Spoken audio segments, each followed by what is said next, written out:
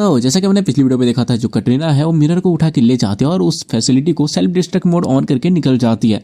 और जो अपना एमसी है उसके पास बहुत सारा कम टाइम होता है बाकी सारी लड़कियों को बचाने का, लेकिन वो हार नहीं मानता, उनको बचाने की कोशिश करता है और तभी वो जो फैसिलिटी है वो पूरी तरह से उड़ जाती है। और उसके बाद हमारा सीन कट होता है और हम अपने एमसी को देखते हैं जो कि हाफ रहा होता है और वो सोचा था, मुझे माफ कर देना मिरर, मुझे पता है तुमने कहा था सबको बचाने के लिए, लेकिन मैं किसी को भी नहीं बचा पाया।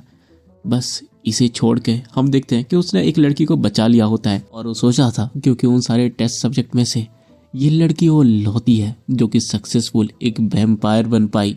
और उसके बाद हमें थोड़ी देर के बाद का सीन दिखाया जाता है जहाँ पे वो जो लड़की है वो जग चुकी थी और वो कहती है, मैं आपका थैंक्स कहती हूँ कि आपने मुझे बचाया, लेकिन प्लीज़ आप मुझे मार दीजिए, क्योंकि मैं एक नन थी जो कि गॉड को सर्व करती थी, लेकिन अब मुझे जीने के लिए किसी दूसरे इंसान का खून पीना पड़ रहा है। और ये सब कहते हुए वो बहुत ही ज़्यादा रो रही थी और वो कहती है, इसलिए प्लीज़ मुझे मार दीजिए, मैं जीना नहीं चाहती, मैं आपसे भीख मांगती हूँ। लेकिन जो अपना एमसी होता है वो कहता है, हमारा काम है लोगों को वैम्पायर से बचाना, ना कि विक्टिम्स को मारना। और ये सुनकर जो लड़की होती है वो कहती है, हाँ मैं आपकी बातें समझ सकती हूँ। और उसके बाद वहाँ पे वो एक ग्लास के टुकड़े को पकड़ती है और कहती है, ठीक है फिर मैं ये खुद से ही कर लूंगी। और वो खुद के ही गले में ना हमला करने की ट्राई करती है, लेकिन जो अपना एमसी होता है उसको रोकते हुए कहता है, अचानक से वैम्पायर बनने के कारण तुम कंफ्यूज हो चुकी होगी, लेकिन यहाँ पे मैं हूँ।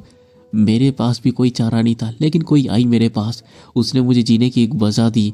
वो एक ऐसी पर्सन है जो कि अपनी ज़िंदगी को खतरे में डाल के दूसरों की ज़िंदगी को बचाने की कोशिश करती है, और वो जिसकी ज़िंदगी को बचाने की कोशिश कर रही थी वो तुम हो। और इसीलिए मैं पक्का श्योर हूँ कि तुम्हें भी अपनी ज़िंदगी जीने का कोई ना कोई रीज़न मिल जाएगा, लेकिन जब तक के लिए कुछ है नहीं तब तक के लिए तुम हार मत मानो। ये सुनते ही उस लड़की के हाथ से उसका ग्लास छूट जाता है और सीधे जाके अपने एमसी को गले लगा लेती है और फूट फूट के रोने लगती है। और जो अपना एमसी होता है वो सोच रहा था, मिरर हमने कम से कम एक पर्सन को बचा लिया जैसे कि तुमने कहा था, इसीलिए प्लीज़ तुम भी सेफ रहना। और उसके बाद हमें कुछ घंटे पहले का सीन दिखाया जाता है जहाँ पे हम कटरीना को देखते हैं और वो कहती है, हमें इसे मार देना चाहिए, आखिरकार हमने इस बीसफ कमीनी को जिंदा क्यों रखा है, हमने इसको इसलिए पकड़ा था ताकि हम इसको ख़त्म कर सकें या इसका इस्तेमाल करके सुयोग को यहाँ पे बुला सके, तो आखिरकार तुम। लेकिन तभी वहाँ पे एक और लड़की होती है, वो कहती है, मैंने कहा ना मैं जैसे कह रही हूँ तुम्हें वैसा ही करना है, क्योंकि मेरे पास एक प्लान है और मैं तुम्हारी तरह नहीं हूँ जो कि दिमाग से नहीं सोचती, मेरे पास एक प्लान है, समझी कमीनी। और ये सुनते ही जो कटरीना होती है ना उसके ऊपर हमला कर देती है और कहती है, हिम्मत भी मत करना मुझे हल्के में लेने की। और जो कटरीना का अटैक है उसके ऊपर लगने वाला होता है कि वो जो लड़की है ना उसके सांप को अपने हाथ से ही मसल देती है और कहती है, यार कटरीना कितनी ज़्यादा बात करती हो तुम। लेकिन जो कटरीना होती है वो कहती है, मैंने तुमको ऑलरेडी कहा ना मुझे हल्के में लेने की भूल मत करो। और वो उसके ऊपर ना और ज़्यादा हमला करती है, लेकिन वो जो लड़के होते हैं ना वो अपने अटैक से उन सारे हमलों को नाकाम कर देती है और हंसते हुए कहती है, हाँ कितना ज़्यादा उछल रही हो, बस थोड़ा सा खून ही तो तुमने पिया है, और वैसे भी ऐसा लग रहा है कि मैं जब आसपास नहीं थी तुम थोड़ी ज़्यादा क्यूट हो चुकी हो, और वैसे भी अगर आना के ऑर्डर्स नहीं होते ना तो मैं तुमको यहाँ पे ऑलरेडी मार चुकी होती। और वो ये सब कह ही रही होती है कि तभी जो कटरीना का सांप होता है ना उसके पैरों में काट लेता है, और तभी जो कटरीना होती है वो कहती है, अच्छा सच में ये तो पूरी तरह से परफेक्ट है क्योंकि मुझे ऐसा कोई ऑर्डर नहीं मिला। और वो ना उसके ऊपर अटैक कर देती है और कहती है, जो मुझसे जुबान लड़ाएगा वो अंत पे जाके मरेगा, समझ में आया। और ये सब वो कह रही होती है कि तभी वो जो लड़की है ना सीधा उसके पीछे आ जाती है और कहती है, तुम्हारे कंधे में जो ये चीज़ है ये क्या बस ऐसे सजाने के लिए है। और ये सुनते ही जो कटरीना होती है वो पूरी शौक होती है पीछे पलट ही रही होती है कि तभी वो जो लड़की है वो उसके गर्दन में अटैक करके वहां से निकल जाती है, और जो कटरीना है उसको संभलने का मौका भी नहीं मिलता। और लड़की कहती है, आखिरकार एक मामूली 5th स्क्वाड की लीडर की हिम्मत कैसे हुई। और हमें पता चलता है ये नानायामा याकुजा की 3rd स्क्वाड लीडर है लिली। और उसे देख के जो कटरीना होती है वो घबराते हुए सोच रही थी, वो अलग ही लेवल पे है, साली कमीनी, सुयोग ने मुझसे प्रॉमिस किया इसलिए मैं तुमको उसके बाद देख लूंगी। और उसके बाद वो लिली से पूछती है, तो आखिरकार तुम इस लड़की के साथ क्या करने का प्लान कर रही हो। और ये सुनते ही जो लिली होती है वो कहती है, अरे कटरीना जब बात पेट्स को कंट्रोल करने की आती है तो तुम बिना सोचे समझे उनके पास झपट्टा तो नहीं मार दोगी ना। और उसके बाद हमारा सीन कट होता है और हम अपने एमसी को देखते हैं जो कि उस लड़की को एक होटल पे लेके आया होता है, और तभी वहाँ पे एक पर्सन आता है जिसके गर्दन में कुछ तो अजीब था, मतलब वो पर्सन नॉर्मल नहीं है और उसके हाथ में एक गन थी। और वो सीधे रूम के अंदर आते ही अपने एमसी की तरफ गन पॉइंट करते हुए कहता है, तुम्हें उनके नेस्ट पे रेड करना होगा किम सुयोग, और ये मैसेज लेडी कटरीना की तरफ से है। और इसे देख के ये लोग पूरा शौक हो जाता है। जो अपना एमसी होता है वो सोच रहा था आखिर उसे कैसी जगह के बारे में। और तभी उस पर्सन के मुंह से कटरीना बात करती है और कहती है, वो मेंशन जिसके बारे में मुझे पता है। और जो अपना एमसी होता है वो सोचा होता है मिरर। और तभी वो जो पर्सन है वो नीचे एक पेपर गिराता है और कहता है, आज रात मेरे पास आओ और तुम्हें अकेला आना है, अगर तुम नहीं आते हो तो वो जो लड़की है वो मर जाएगी। तो फिर ठीक है। और जो अपना एमसी होता है उसको देख रहा होता है, वो बंदा कहता है मैं तुम्हारा वेट करूंगी, और उसके बाद तो अपने आप को ही शूट कर लेता है। और जो अपना एमसी है वो सोच रहा था अच्छा एविडेंस को खुद ही डिस्ट्रॉय कर देना, और एक गोली की आवाज़ सुन के वहाँ पे बाकी सारे भी आ जाते हैं। और जो अपना एमसी होता है वो सोच रहा था हमारे पास और कोई चॉइस नहीं है सिवाय उसको फॉलो करने के। और अपना एमसी ये सब सोच ही रहा होता है कि तभी कोको उसको बुलाती है, और अपना एमसी उस तरफ जैसे ही दिखता है जो कोको होती है वो कहती है ये पर्सन जिसको कि अभी कटरीना ने यूज किया था ये मिरर की तरह स्मेल कर रहा है। और ये सुनते ही जो अपना एमसी है वो सोच रहा था अच्छा अब समझ में आया, इस ऑपरेटिव का यूज करके उसने मिरर को मूव करवाया होगा। और उसके बाद वो कोको से पूछता है तो कोको क्या तुम मिरर को ढूंढ सकती हो? और जो कोको होती है वो कहते हैं कि हाँ मैं उसके सेंड को फॉलो कर सकती हूँ। और उसका जो अपना एमसी होता है उस पेपर को उठाते हुए कहता है ठीक है फिर मैं कटरीना के पास जा रहा हूँ और तुम मिरर को बचा के मेरे पास आ जाना। और ये सुनते जो कोको होती है वो कहते हैं कि क्या नहीं, कटरीना के पास मैं जाऊंगी। उस कमीनी ने, उस साली कमीनी ने हैका को मार डाला था। और ये कहते हुए बहुत ज़्यादा गुस्से में लग रही थी। और तो जो अपना एमसी होता है वो कहता है कोको मैं तुम्हारी बदले की भावना को समझ सकता हूँ, लेकिन मिरर के बिना जो टास्क फोर्स है वो हमें मारने की कोशिश करेगी। और जैसे तुम्हारे लिए आयका प्रीसियस थी वैसे ही मेरे लिए अब मिरर और तुम सबसे ज़्यादा प्रीसियस हो, इसीलिए क्या तुम मिरर को बचा सकती हो? और ये सुनते ही जो कोको होती है वो कहती है ठीक है। और उसके बाद वो भागते हुए जाती है मिरर को बचाने के लिए और कहती है और एक चीज़ याद रखना कटरीना को तो बस मैं ही मारूंगी।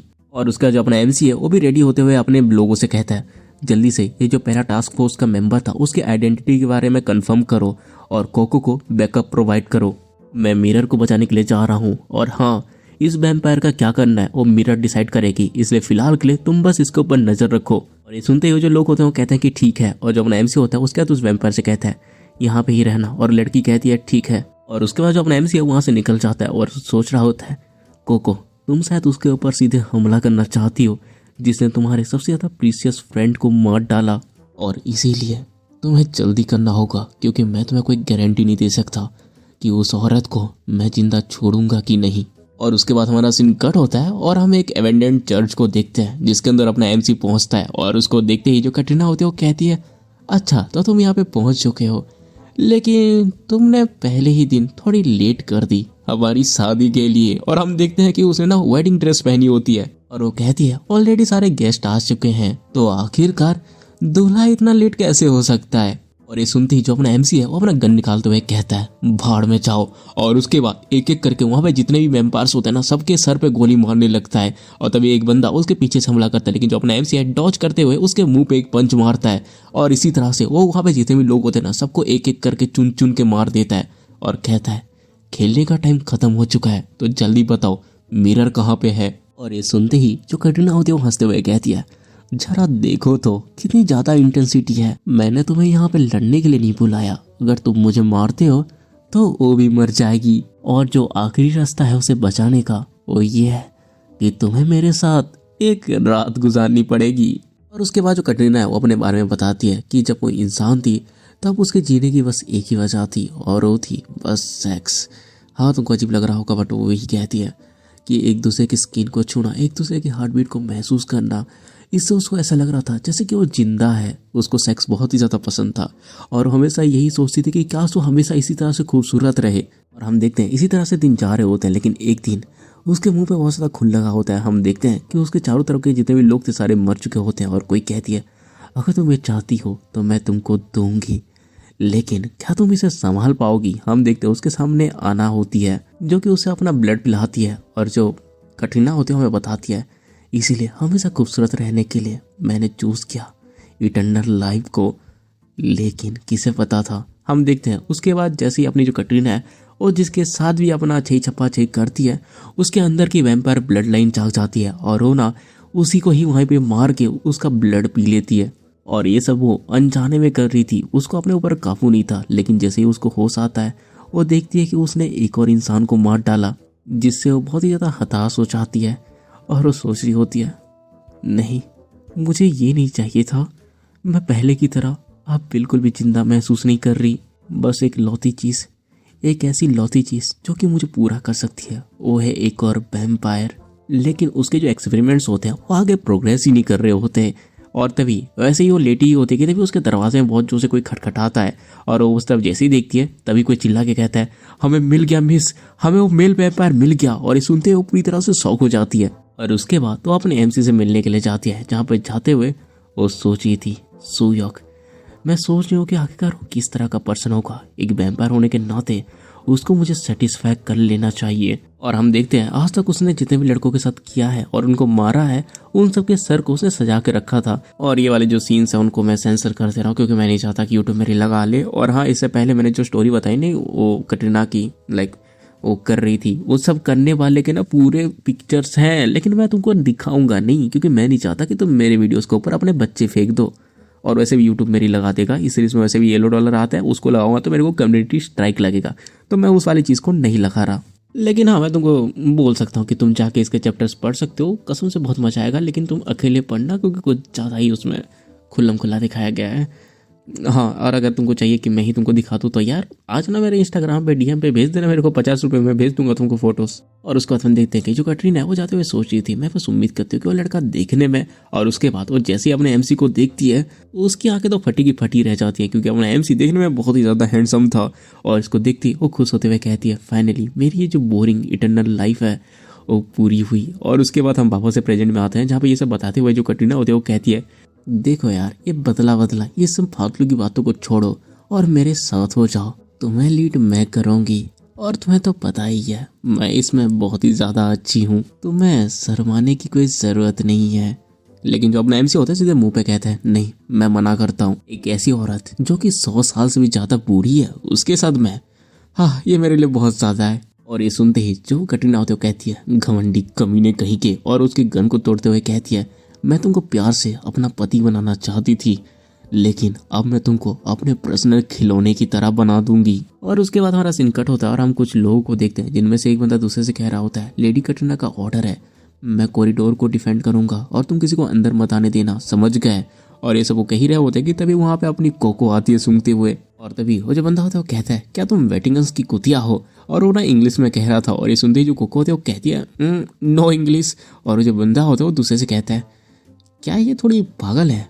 ये देखने में तो मुझे कोई पागल जैसी लग रही है। लेकिन तभी जो कोको है ना उसको मिरर की बहुत तेज सेंट आने लगती है और वो कहती है, ओ वहां पे है। और उसके बाद वो आगे की तरफ भागने लगती है, लेकिन इसको देखते ही वो लोग इसके ऊपर शूट करने लगते हैं। लेकिन जो कोको है ना उनके शूट करने से पहले ही उन दोनों के गर्दन को उड़ा के आगे आ जाती है और कहती है, मेरे रास्ते से हट जाओ। और तभी उसके ऊपर और 3 बंदे गोलियां फायर करते हैं, लेकिन जो कोको है वो जंप करते हैं, उन सारे गोली को डॉच करते हुए सीधे उनके पास जाती है और उनके ऊपर हमला करके उनको मार डाल दिया। और सीधे वो दरवाजा खोल के अंदर आती है जहाँ पे एक जो डॉक्टर है वो कह रहा था, ये सैंपल बहुत ही ज्यादा इंपॉर्टेंट है, इसलिए जितना ज्यादा पॉसिबल हो सके उतना ज्यादा इसे सिक्योर करो। लेकिन तभी जो डॉक्टर होता है ना वो कोको को देख लेता है और वो कहता है कि आगे का तुम यहाँ पे क्या कर रही हो? और जो कोको होती है वो चिल्ला के कहती है, ढूंढ निकाला। और हम देखते हैं जो मिरर है उसके साथ कुछ तो क्या जा रहा था वहाँ पे, उसका इलाज क्या जा रहा था या उसके ऊपर एक्सपेरिमेंट, ये पता नहीं चलता। लेकिन जो डॉक्टर होता है वो कहता है, आगे तुम यहाँ पे क्या कर रहे हो, यहाँ से जल्दी से निकलो। लेकिन जो कोको है वो कहती है नहीं, और उसको एक थप्पड़ मारती है। और इसे देखते ही वो जो लोग होते हैं वो कहते हैं, हम इसे इस लड़की को ऐसे ले जाने नहीं दे सकते। लेकिन जो कोको होती है वो गुस्से से देख के कहती है, क्या? और ये सुनते ही उन लोगों की बोलती बंद हो जाती है और वो कुछ नहीं कहते और चुपचाप कोने में खड़े हो जाते हैं। और उसका जो कोको है वो मिरर को अपने कंधे में उठा के वहां से बाहर आ जाती है, कहती है, हमें जल्दी करना होगा, अगर ये सूर्या के लिए नहीं होता तो। और वो याद करता है कि कैसे अपने MC ने उससे कहा था कि अभी उसके लिए कोको और मिरर दोनों बहुत ही ज्यादा प्रीसियस हैं। और ये याद करते हुए जो कोको होती है वो कहती है, याद रखना सूर्या कि मैं ही कटरीना को मारूंगी। और ये सब कहते हुए वो जा ही रही थी कि तभी उसके सामने कोई आके कहता है, हेलो कोको। ये सुनते ही जो कोको होती है वो सामने देखती है और वो कंफ्यूज हो जाती है। और तभी वो जो लड़की होती है वो कहती है, बहुत टाइम के बाद मिले हैं, क्यों? और मैं पक्का श्योर नहीं हूँ कि मैं तुम्हें याद हूँ कि नहीं, लेकिन तुम उसे लेके जा रही हो जो कि मुझे बिलोंग करती है। और हम देखते हैं ये लिली थी जो कि डरावनी हंसी हंसते हुए कहती है, क्या तुम्हें नहीं लगता कि किसी की चीज को लेने से पहले तुम्हें उसकी परमिशन लेनी चाहिए? और इसी के साथ अपना ये जो एपिसोड है ये खत्म हो जाता है। देखो मुझे पता है कि बहुत ज़्यादा छोटी वीडियो है और ऊपर से मैं इतने टाइम के बाद ला रहा हूँ, लेकिन क्या करूँ, इसके सारे चैप्टर्स बहुत लेट आते हैं, तो हाँ टाइम लग गया। और इसके आगे के चैप्टर्स है भी नहीं जो मैं इसको और भी ज़्यादा लंबा बना सकूँ, इसीलिए मैं बस उम्मीद करता हूँ कि तुम समझ रहे होगे। लेकिन मुझे पता है तुम घंटा नहीं समझोगे, फिर से कमेंट में नेक्स्ट वीडियो के अलावा कुछ होगा भी नहीं। तो चलो यार, अब ज़्यादा कुछ कहने को नहीं बचा। अगर वीडियो पसंद आई है तो तुम्हें पता है क्या करना है, लाइक मारो, सब्सक्राइब मारो, प्यार से कमेंट कर दो और जितना हो सके उतना वीडियो को शेयर करो। और हाँ, मुझे इंस्टाग्राम पे भी फॉलो कर लो। तो मिलते हैं अगली वीडियो में, तब तक के लिए बाय।